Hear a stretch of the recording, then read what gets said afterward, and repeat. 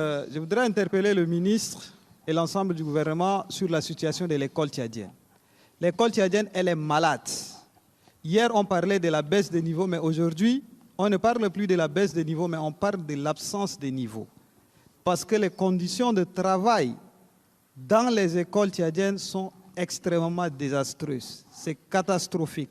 Comment un enseignant peut-il dispenser des cours dans une classe pléthorique de 250 élèves? Ça existe encore au Tchad et dans les grandes villes.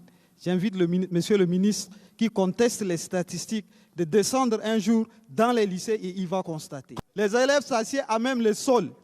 Il n'y a pas de table-banc. Il y a des salles de classe en séco, en paille. À la première pluie, ces écoles disparaissent.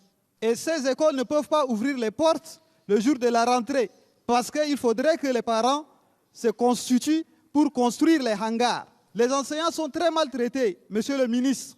Pour preuve, vous vous êtes moqué d'eux, votre gouvernement s'est moqué d'eux la semaine dernière en leur accordant de l'aide céréalière. Parce que les enseignants ne peuvent plus se nourrir, monsieur le ministre. Non. Monsieur le ministre. Alors attendez. Monsieur le ministre. Ousibé. Monsieur le ministre, les enfants tchadiens étudient sans livre. Il faut conclure. Voilà la situation réelle de l'école, alors qu'on veut former des cadres pour prendre ce pays en main, pendant que votre gouvernement s'occupe du tout militaire et à armer le pays. Alors, or, il fallait l'armer avec les intelligences. Des intelligences qui vont construire des médecins, qui vont faire des architectes. C'est dire que lui, il est professeur intégré à la fonction publique, c'est ça?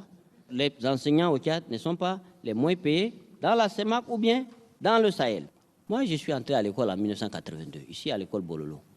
On était, après la guerre, on s'asseyait à même le sol, même le ciment. Il n'y avait pas de fenêtres. Hein? Ce n'est pas que c'est les fenêtres qui mettent l'intelligence dans la tête des enfants. C'est les enseignants.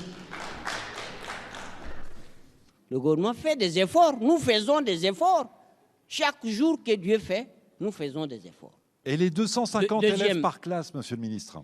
Sur N'Djamena, nous avons 8000 enseignants. Donc 4000, ils n'enseignent même pas. Vous savez ça?